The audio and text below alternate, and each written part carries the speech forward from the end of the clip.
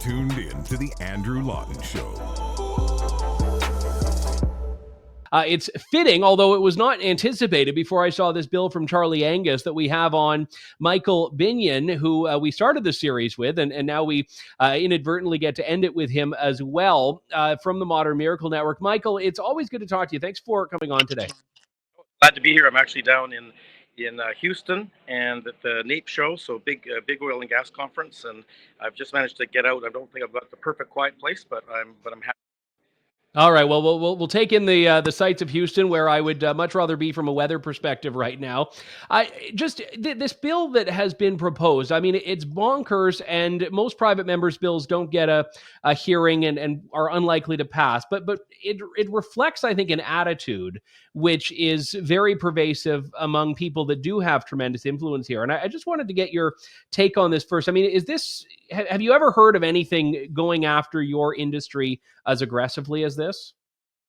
They've been signaling this idea for quite some time, that somehow fossil fuels are similar to cigarettes, and of course this whole bill is patterned on the advertising and warning labels and everything that has to go on cigarettes, on the basis that I think that there was, back in the 70s or whenever, there was in fact some cigarette companies that were caught doing some promotion of their product without maybe talking about some of the risks of their product. So I think that's the analogy they're trying to create. The problem that I have with this bill is the whole preamble is based not on mainstream science, like as the International Panel on Climate Change doesn't agree with almost everything in their preamble. This is a extreme view of apocalyptic warnings about the possibility of climate change, which as I said, the mainstream science I don't think agrees with.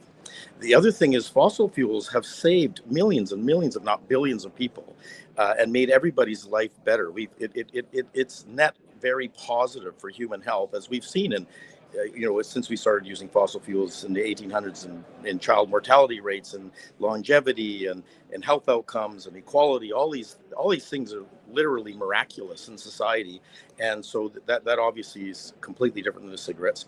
And then I guess to finalize it, I think if they were to go ahead with what they're saying, to say you're not allowed to say that natural gas has less emissions than coal, because that would be promoting a fossil fuel. Well, the environmental damage of not being able to pick the best fuel and the best energy in its best place has been already well demonstrated, for example, by our project in Quebec, where hundreds and thousands of megatons would have been saved if only we'd been allowed to go ahead with a fuel that has lower environmental impacts. It's like you said at the beginning, it's bonkers. Yeah, and I would point out as well, with that tobacco comparison, that this bill doesn't go after deceptive advertising. I'd be completely on board with some measured regulation on deceptive or dishonest advertising. This goes after truthful advertising and promotion of the sector. And one that I find particularly jarring, especially for Charlie Angus, who's from Northern Ontario and should know Indigenous communities quite well, is that you cannot even promote how these projects can benefit Indigenous people. And I've met through introductions from you, Indigenous advocates for the energy sector that don't just support it as a Canadian economic project, but specifically for Indigenous communities. And these people could literally be jailed for having these same conversations publicly. I know. I've often said that the problem with the energy debate that we've had, and this is one of our Modern Miracle Network messages, is we've been for too long comparing the benefits of one kind of energy, alternatives, with the negative impacts of another kind of energy, fossil fuels. But what about the benefits of fossil fuels, which literally are miraculous? And why are we not talking about some of the impacts of alternatives, which are pretty large? We're all of the above and put the best energy in its best place. But we're also for a reasoned conversation on energy, where we talk about benefits and the impacts, not just one or the other.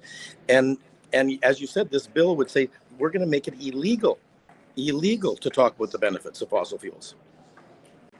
Yeah, I mean, your entire initiative at Modern Miracle Network is to promote the miracle of hydrocarbons. So you and your board are getting thrown in the slammer when this bill passes, if it passes, right?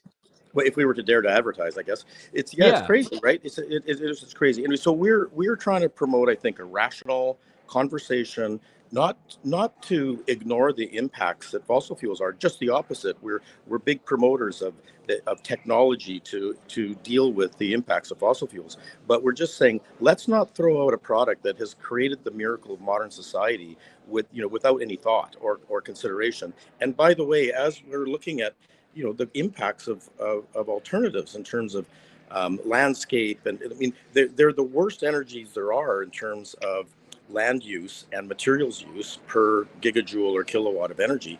And so, there, as I say, wind and solar, you've got some work to do to really become a environmentally friendly energy. And by the way, so do fossil fuels. We've got a lot of work to do too. So let's have that honest conversation about the work that we need to do, and let's have an honest conversation about the benefits that are brought to people. Yeah, and that's the thing. I mean, if you want to talk about the negatives in your eyes, fine with me, but no one should be barred from discussing the positives as well. So, well said. I'll let you get back to your conference there, Michael, but always good to check in with you. Thank you so much for coming on thanks, today. Andrew. Thanks for listening to The Andrew Lawton Show. Support the program by donating to True North at www.tnc.news.